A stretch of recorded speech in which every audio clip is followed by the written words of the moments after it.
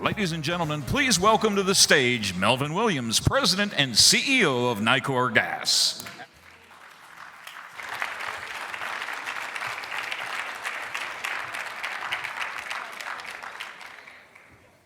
And the story goes, there was a ship lost at sea.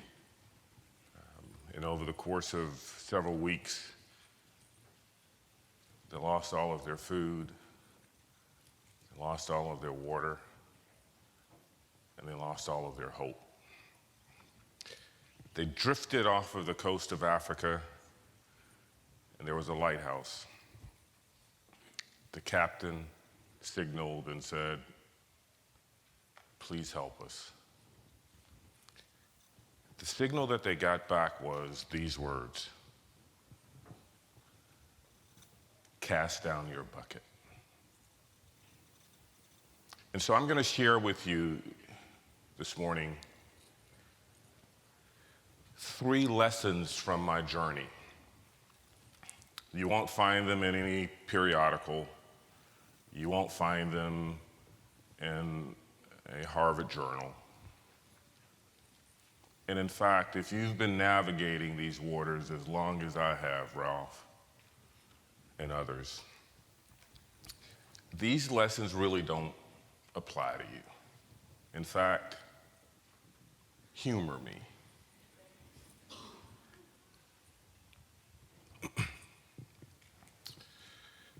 It was 30 years ago yesterday that I started on my journey.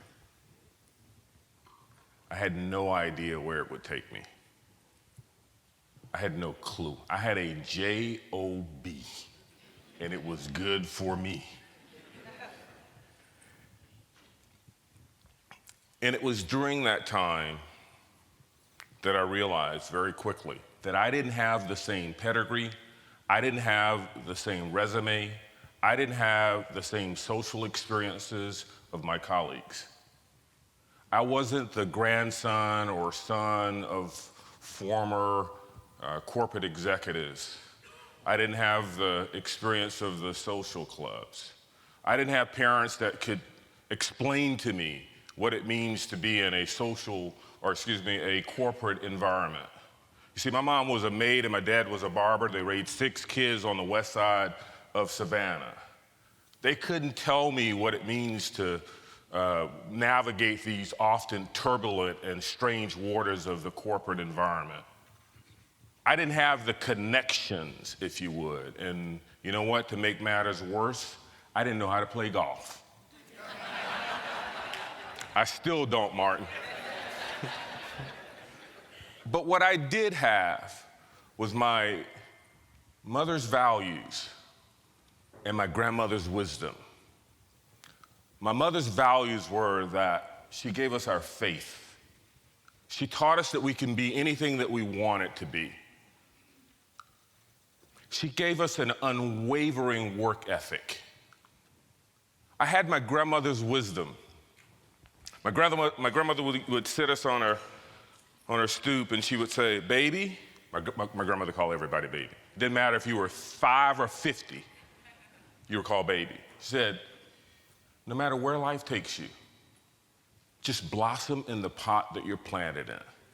It would be decades before I realized what grandmother was talking about. What she was really saying was, no matter where you are, no matter where you're planted, get the most out of that opportunity.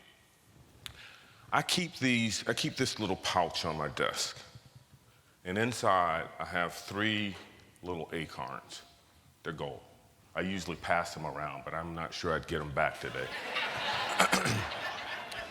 And so I keep these little acorns to remind me of where I come from.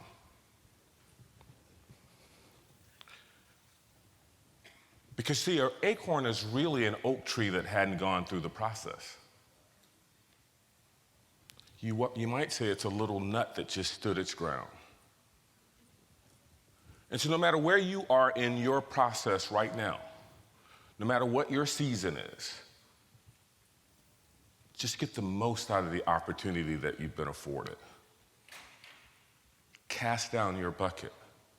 The most impactful leadership opportunity that you will ever have is the one that you currently have. That was number one.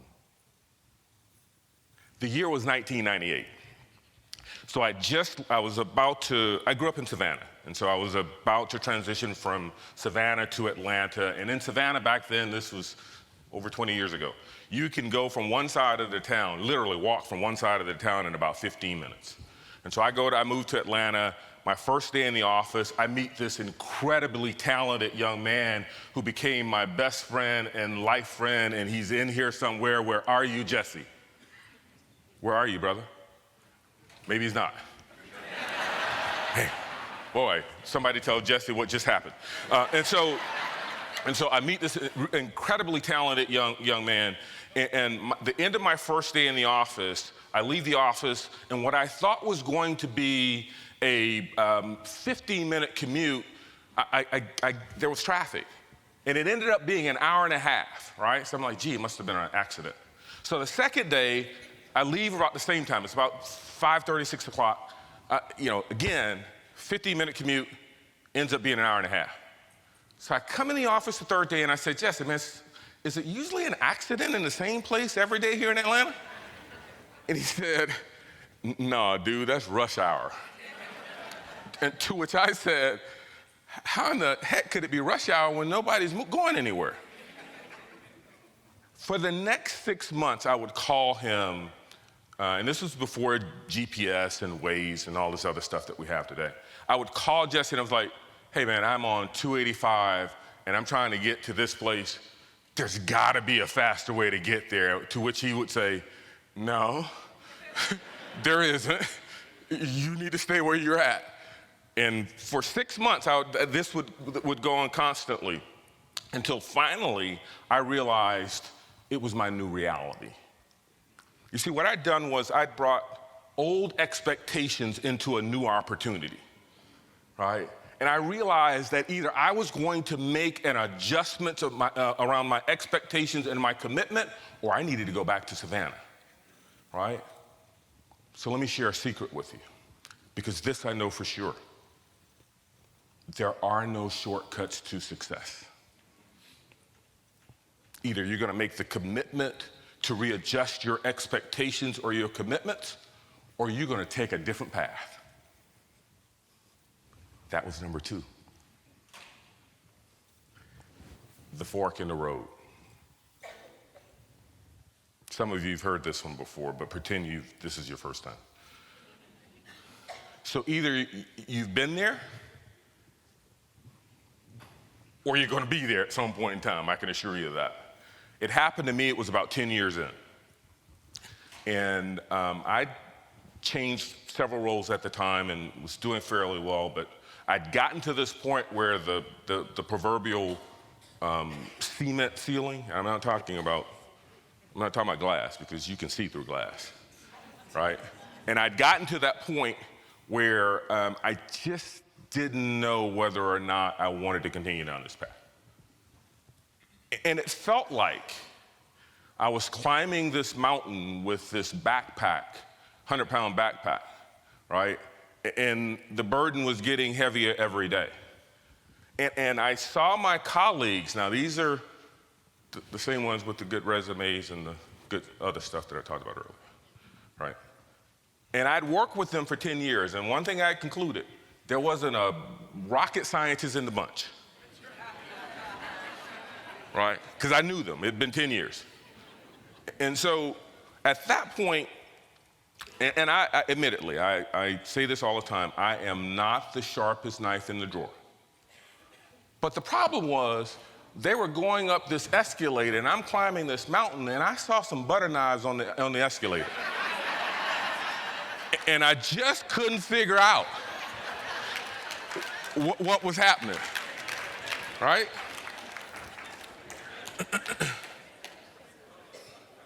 And I share that with you because, look, you will get to that point. No matter where you're at in your path, there's gonna come that point in time when it's gonna feel like, do I want to continue on this journey? And it's your choice. But I had the good fortune of having really good counsel from some really good leaders who cared enough to care. And see, that's what leadership really is all about. It's about helping others grow. You know, it's an interesting dynamic that's taking place right now. Because if I'm sitting in those seats, I can hear you saying, yeah, that's easy for you to say, right? And I know that there are those of us who've made it. We got the title, we got the role, we got the position, we got the corner office, right? And we look like we're an oak tree. But for some reason, we've lost our roots. And no matter where you're at right now, what this is about is our community, right? You know, we used to have this thing that's called a village, right? Which means that it's not just about me. It's about how can I use my platform in order to be able to help you, right? And so no matter where you're at right now, there's someone that's on their journey. Turn around. There's someone that is experiencing the same thing that you experienced not that long ago. That's what this is about. And I was fortunate enough to have individuals who poured in me, right, that gave me the opportunity through their own perspectives to help me to navigate my journey, right? And so for me, leadership is not just a position. It's not a title. It's not a job, right? It's a calling. And it comes with an enormous responsibility. And it doesn't matter where you sit right now. What really matters most is what is it that you stand for? And I will tell you that if you find any organization that has a healthy ecosystem, particularly around diversity and inclusion, you've had an oak tree that's been there bearing fruit. You've had someone that was daring enough, that was unafraid, unfettered, to be able to be the organizational consciousness around diversity and inclusion. Will you be that person? What will you do with your platform? What will you do in the room? What will you do with your voice? That's what this is all about. If you're in this room and you've been a part of my village, you've been a part of the reason why I'm standing here right now. Stand with me, please. Stand up, guys. You know who you are.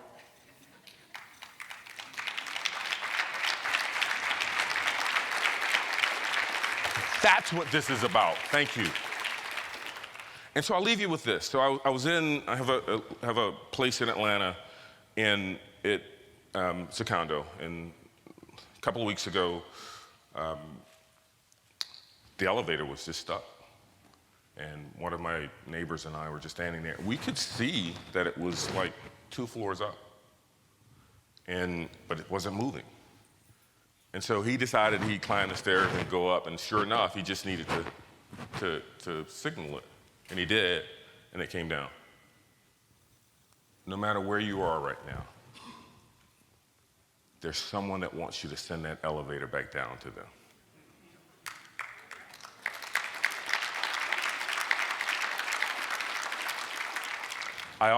And that was number 3, guys. And so I always like to take the opportunity when I do this, and I don't know how much time we have, to offer you an opportunity for questions, very briefly. I don't know that this was a part of it, but it's a part of it now. So how's that? But I do like to take the opportunity, if I can share my perspectives with you in any way that helps you sort through your journey that you're traversing right now, I'd like to take the opportunity to be able to do that. Questions? How do you deal with disappointment when things don't go your way? I pray, brother. Look, I mean, I was in regulatory for about 8 years in my career, and I used to have this adage, and it is something like this. Don't wallow in your defeats too long.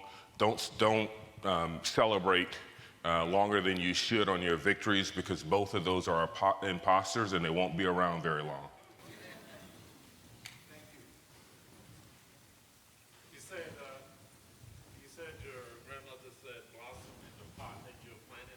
Yes.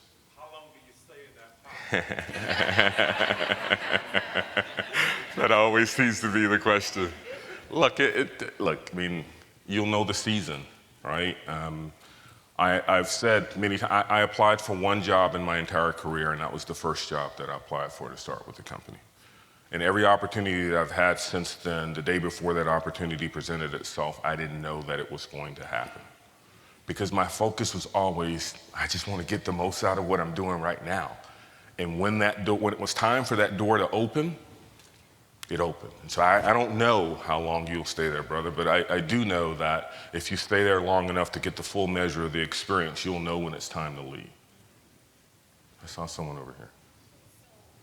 With the emphasis on diversity and inclusion, I'm always curious from an executive perspective, what do you say to white men who feel like they're being left out? Great question. And you know, when I've had the unique experience of being in an industry for 30 years now that, quite frankly, was white male dominated for most of that time. And I've also had the unique opportunity to make some really, really good friends, right? And so when I use the term brother, I'm not just talking minority, right? So I've got some white brothers that I've made great friendships with. You know, I say just to be real, right? You know, it's one of the things in this conversation around diversity and inclusion, we have these, what I call surface discussions, right? Where everybody is comfortable in those surface discussions, and just 1 degree below that, it creates this thing called tension. And when that tension happens, that's when everybody gets uncomfortable, right? And we have got to get comfortable being uncomfortable. Right? And so, look, I'm one that's fairly direct and fairly open, and my conversations with my colleagues over the years has been fairly transparent, right? To the extent where I was always the one rubbing the edges, and so you just have to be very transparent with them, right? And share your experiences, and it becomes a trust factor more so than anything else. Once you've developed that relationship, and I've got a relationship with my majority colleagues, that it's a trusting relationship now. And so I'm just very real, right? And sharing my experiences with them, which to their credit, look, we all have blinders. I like to use this little thing that I call them blinders. And it doesn't matter whether or not your breadth of life experiences is here or here, just on the other side of it, blinder. Right? And so by sharing that with them, I think in a very real way, it helps them to grow in the process as well. Long-winded answer, but just be real. Thank you for the opportunity. I enjoy the opportunity to be able to share at least a little bit about my journey. And yeah, my hope is, as I'm in this phase of my career, that it really is more about how do you use these opportunities in order to be able to get back to others around your perspectives and your experiences. And whenever someone comes into my office and I'm sharing these experiences, I only have one ask. And it's the same ask that I have of you guys today, right? And it is this, right? Reach back, find someone, share with them your experience, because they're somewhere trying to sort this thing themselves as well, right? That's all I ask of you. Thank you.